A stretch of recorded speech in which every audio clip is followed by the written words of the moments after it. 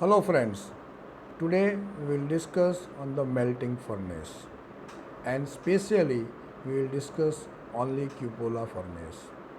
There are many different types of furnaces are available to melt the metal, rotary furnace, pit furnace and so on. But cupola is the oldest furnace that we are using in majority of the industry. Melting furnace. The name itself indicate the function of the furnace. It melts the metal. क्योंकि जब हम casting process करते हैं तो casting process में जो भी material का आपको कास्ट बनाना है वो मेटल को आपको मेल्ट करना पड़ेगा और मेटल मेल्ट बहुत हाई टेम्परेचर पे होता है तो उसके लिए आपको एक फर्नेस बनानी पड़ेगी. Okay, so here we will discuss on the cupola furnace. Cupola furnace is a melting device which used to melt cast iron, bronze and other alloying elements are melted. मतलब cupola furnace में आप metal को melt कर सकते हैं and specially iron, bronze and दूसरे alloying elements को. It is mainly use to convert pig iron to cast iron. आप पिग आयरन में से उसको कास्ट आयरन में कन्वर्ट कर सकते हैं. बहुत साल पहले मतलब चाइना ने उसको डिज़ाइन किया था and that is in the period of 403 to 221 BC. Cupola furnace is cylindrical in shape and the equipment of the furnace is vertically fitted inside this cylindrical cell with doors. ये cupola furnace देखने में एक cell मतलब circular cell जो होता है, tank जो हम बोलेंगे, ऐसा दिखता है और वो वर्टिकली फ्लोर के ऊपर हमको रखने का होता है. क्यूपोला सेल इज मेड, जो उसका जो सेल है वो किसका बना होता है? स्टील का. And has a lining of refractory brick and plastic refractory patching material. उसके अंदर या बाहर कोई भी एक जगह पे उसका हमने लाइनिंग किया होता है रिफ्रैक्टरी मटेरियल का.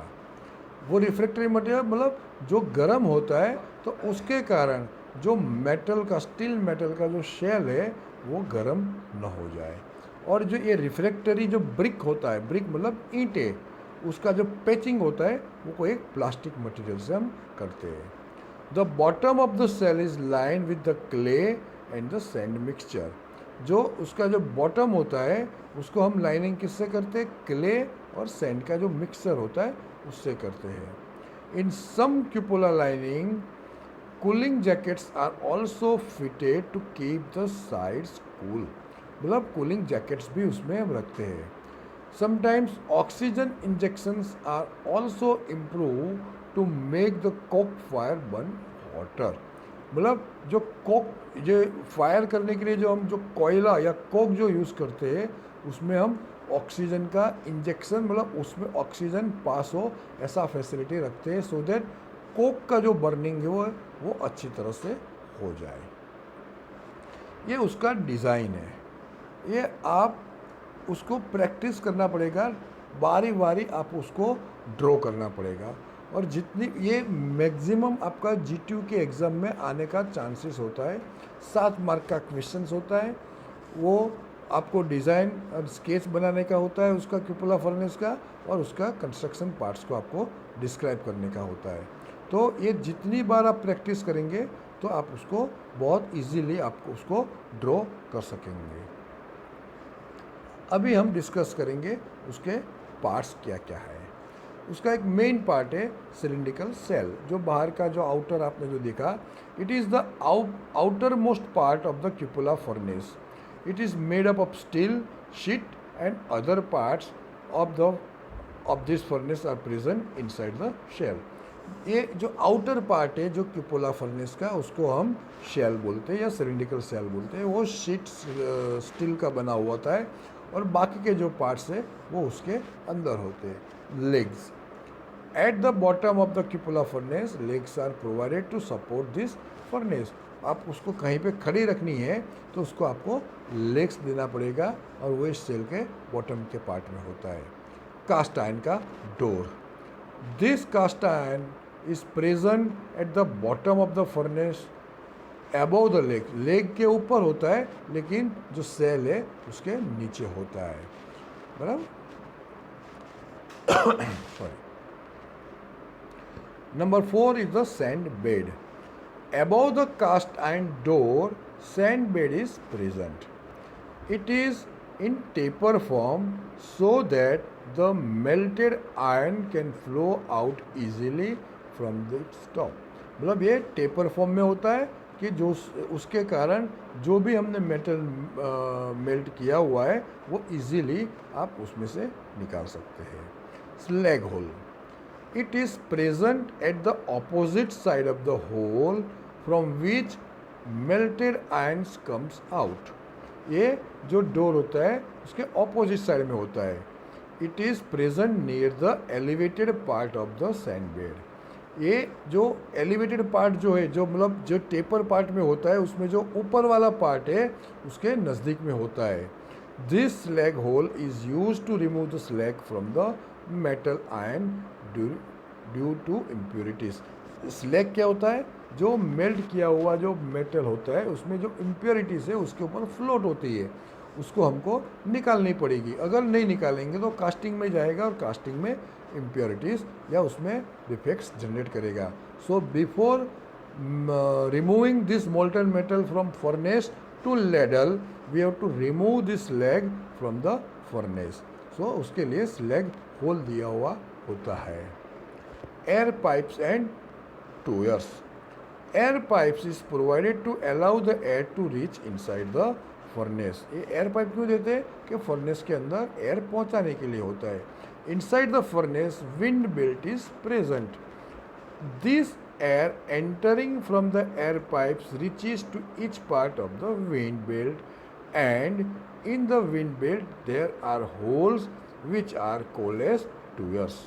जो विंड बेल्ट में होल होता है उसको आप ट्यूअर्स बोलते हैं। Air reaches the furnace through this tuyeres and will help in combustion. Air की ज़रूरत क्यों होती है? क्योंकि जो भी हमने मटेरियल उसको गर्म करने के लिए जो भी कोक यूज़ किया है वो अच्छी तरह से बर्न हो सके इसके लिए। Next one is the spark arrester और कैप ऑफ फर्नेस। अभी ये स्पार्क एरेस्टर क्या होता है कि टॉप ऑफ द फर्नेस, जैसे आपने बहुत सारे देखा होगा कि घर पे कोयले की सिगड़ी होती है, जब अब आप उसको बंद करते हैं या उसको हवा देते हैं तो उसमें से स्पार्क बाहर होता है। तो ये स्पार्क, ये तो हमने छोटे से एक इंस्ट्रूमेंट में देखा, लेकिन ये जो क्यूपोला फर्नेस है वो हाइट में बहुत बड़ी होती है। तो ये जो हम जब बर्निंग करते हैं तो उसमें से बाहर स्पार्क आते हैं। हो सकता है ये स्पार्क आसपास के एटमॉस्फेयर को डैमेज कर सकता है। So that to avoid that उसके ऊपर उसको हमने कोन टाइप का टॉप दिया हुआ होता है। That is known as the spark arrester. It is present at the top of the furnace. When gases are released out of the furnace, some burning particles are present in it which can harm the environment. So this cap or spark arrestor is used to capture the burning particles and only allow the gases to pass out to the environment. Charging door. It is present near the top of the furnace. It is use to supply charges to the furnace. मतलब ऐसा नहीं है कि हमने एक बार Coke या दूसरे जो भी बर्न करने के लिए जो मटेरियल डाला है वो सफिशेंट है, उसमें कंटिन्यूसली आपको उसको चार्ज करना पड़ेगा। जो कोयला हमने डाला है एक बार बर्न हो जाए तो दूसरा कोयला हमको डालना पड़ेगा। ये कहाँ से डालेंगे? तो ये चार्जिंग डोर से हम डाल सकते हैं। Next one is the well. The part of the furnace from the sand bed to lower part of tuyers is known as the well. It is named as well as in this part molten iron is stored and then the molten iron comes out of the tapping hole. ये उसको well क्यों बोलते हैं? कि जो भी हमने metal mould किया है वो उसमें जाता है। That is why it is known as the well. tuers zone. The part of the furnace in which the wind belt and tuers are present. Wind belt और tuers दोनों होता है, उसको आप tuers zone बोलते हैं. Combustion zone. कंबसन जोन किसको बोलते हैं कि जहाँ पे कंबसन स्टार्ट होता है या उसमें in this zone combustion take place, वहाँ पे उसका कंबसन मतलब उसका बर्निंग स्टार्ट होता है. This the air coming from the tuyeres contains oxygen. जो ट्यूअर्स में से जो एयर आता है तो एयर में ऑक्सीजन भी होता है, and this oxygen react with the carbon to the form the carbon dioxide. ये जो एयर होती है वो कार्बन के साथ रिएक्ट करता है और कार्बन डाइऑक्साइड बनाता है. ये कंबसन जोन में होता है. It is also known as oxidising zone. Combustion zone के बदले उसका दूसरा नाम ऑक्सीडाइजिंग जोन है. क्यों ऑक्सीडाइजिंग जोन है? क्योंकि ऑक्सीजन कार्बन के साथ रिएक्ट करता है और कार्बन डाइऑक्साइड जनरेट करता है, बराबर.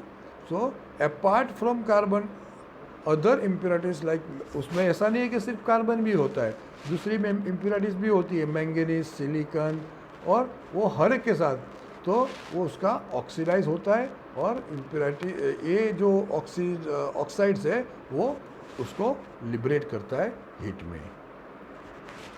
Next one is the reducing zone.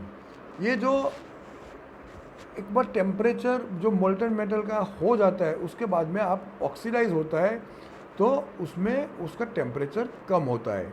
It is present above the combustion zone और ऑक्सीडाइजिंग जोन. ये कंबसन या ऑक्सीडाइजिंग जोन के ऊपर होता है.